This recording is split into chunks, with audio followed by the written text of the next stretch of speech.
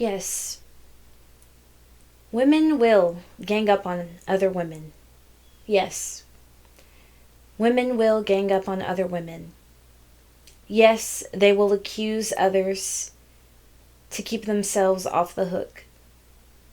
We see that very publicly in the age of social media, which enables group swarmings. Yes, they will gladly take positions of power over other women, even and possibly especially in systems in which women as a whole have scant power. All power is relative, and in tough times, any amount is seen as better than none.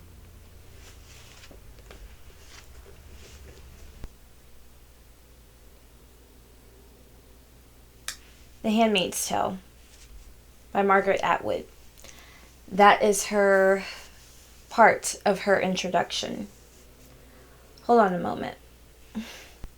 This video is hard to make for a couple of reasons. One, because it is intimidating to dissent against the mass opinion.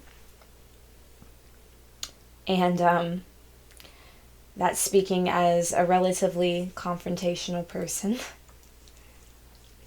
Two, because I'm pretty considerate and adaptive. So formulating strong opinions usually takes me a while. In regards to this Carlee Russell hoax, in my usual fashion, I perused various comment sections because as content creators, we create the body of a subject. But I would like to argue that the discourse following that body is the pulse of that subject. And I'm always curious to know the rhythm of that pulse. With that being said, there are 3 particular issues I have with what is being said about this incident. I shouldn't have to, but I will preface this video with the fact that I don't condone the actions of this young woman in any way. Okay?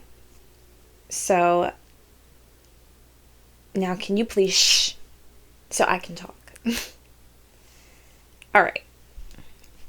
Number 1. The fervor at which other black women have been placing this young woman under the bus in terms of, shifting blame from the fact that we live in a corrupt system that marginalizes and undervalues women in general, but especially women of color, and especially exponentially black women. Okay? And to take that narrative and that understanding and to place it on the shoulders of this one woman who made a hefty and objectively stupid mistake, I think that it's odd. And it's especially odd because this narrative is being perpetuated mainly by other black women. To say that now it will be even harder for us to be taken seriously as kidnapping or trafficking victims because of this one woman's mistake, it's very off-putting, but also it's dumb. To be frank with you, it's very dumb, because the fact of the matter is this: in healthcare, right? We can use that for an example. Black women disproportionately die during the process of childbirth, giving new life to this world, giving new workers, giving new thought leaders, giving new community builders. All right? Black women die at disproportionate rates. Now, does that mean because some black woman plays hooky from work that, and she needs an excuse and she's like, oh, I'm not feeling well, doc, and she gets her medical excuse and nothing's actually wrong with her, but at least she won't get fired, in the age of inflation, no less. Does that mean that the grievances of black women should be ignored? Obviously not. Unfortunately, it feels like with Carlee Russell's case, that's kind of what's being alluded to. The fact that our corrupt system, we can somehow good behavior our way out of it. We can somehow maneuver through it and survive if only we are perfect and virtuous and infallible, which is impossible to ask of any human being. Okay. The second issue that I personally have with this is that the people who put in actual labor, right, into finding this woman, the search parties, the people who created flyers, the people who put actual sweat equity into this woman's disappearance, those are the only people that I feel are valid in being viscerally upset at what she has done, okay?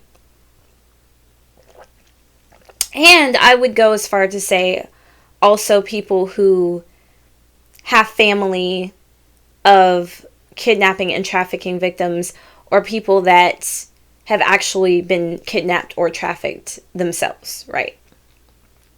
Those people are well within reason to be triggered by this and by what this girl has done.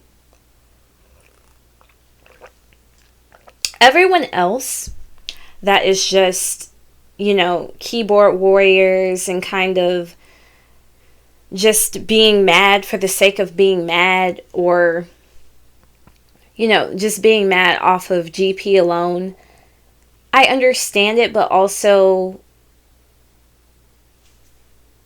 what does it do? Because again, most of you are mad about the fact that you are now believing that we could good behavior our way into a corrupt system caring about us, right? That we could somehow transcend all of the prior issues that we've had, which is a very ahistorical stance in the first place, all right? But also, it's just like you're mad for the sake of being mad. But you have no sweat equity in this. You have nothing. The weirdest thing that I've heard thus far about this is she wasted people's prayers. Now, when Carlee was missing, I wasn't aware of any of this. I didn't even know about this hoax until after it was already... I saw her face in pictures, but I never got details of anything. I didn't do any further investigation until it was already revealed that it was a hoax, okay? So...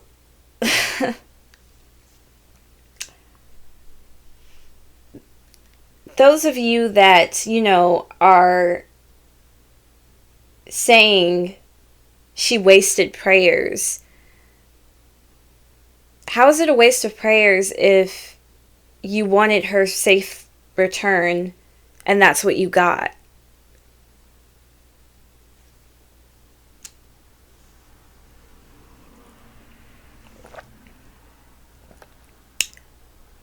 I mean, I really just can't understand that. And it was the weirdest thing ever to even be thought of or considered. I don't think I would ever pray for someone and consider it a waste of a prayer. Prayer is never wasted.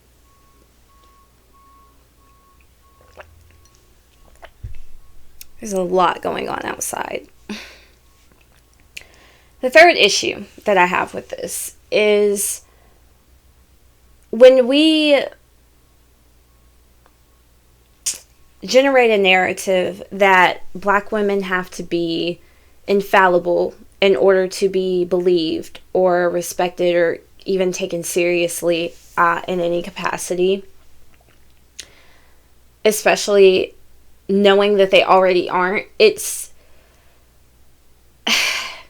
It's weird because when it comes to men, biological men wearing dresses, and when it comes to vapes, pretty much anything else that we are saying, oh, this harms children and they don't need to be exposed to it. What makes you think that children don't see your reactions to other notable events, right? If your ideology is Black women going missing is not taken seriously because people like Carlee Russell lie about it. When that Carlee Russell just became a thing, okay? She's still wet behind her hoax is still wet behind the ears, all right? So to even try and intellectualize the systems that abuse you and have abused you for some time, and to blame shift that easily is weird. It's weird and it's off-putting, but also it shows, I think, that our pulse is rhythmically off. It's rhythmically off, and it needs attention. It needs attention desperately. And as many of us, not us, I will not say us, because Black Death is never something I celebrate, and I don't care who feels a way about it. It's never something that I am going to celebrate. All right. And the only people I feel like that should are valid in celebrating Black Death is when the person who is dying caused direct harm to them. Direct. Not, I feel some type of way based off what they said. Not, whatever. Direct harm. All right? Which means that's most likely going to be people close to them. People that know them. Not people that are observing them from a phone screen and formulating opinions on who and what they are. I'm sorry. Dislike, sure. Having even indifference. Indifference is very reasonable to me. Indifference is always pretty valid to me in most contexts. But I will never celebrate Black Death. And to those of you Black women that were so excited about Kevin Samuels croaking, I have to be honest, I can't get on board with that, and it's weird to me. But also, Kevin Samuels was a huge advocate for therapy and going to therapy in the same ways that you all claim to be. So this person who is literally objectively stating that the obvious, which is that Black people have a lot of work to do And we have a lot that we need to address and a lot that we need to heal from. Why were you guys celebrating his demise?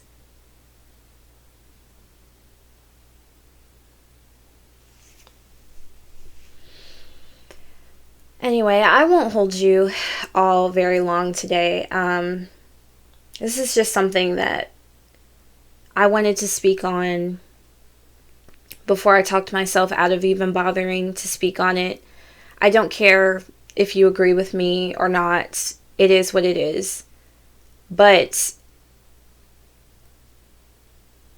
at the end of the day, the message that you are imposing on your children, on your black children, is that they are not worth a fuck unless they are perfect.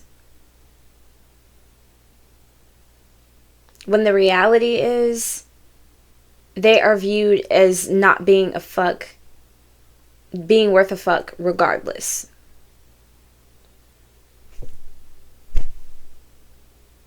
So what are we going to do about it? Because the blame shifting, the scapegoating, that's not helping anybody. It's not serving anybody. What are we going to do about it? I'm Andrea from Hello Drea, and thanks for disappointing me today.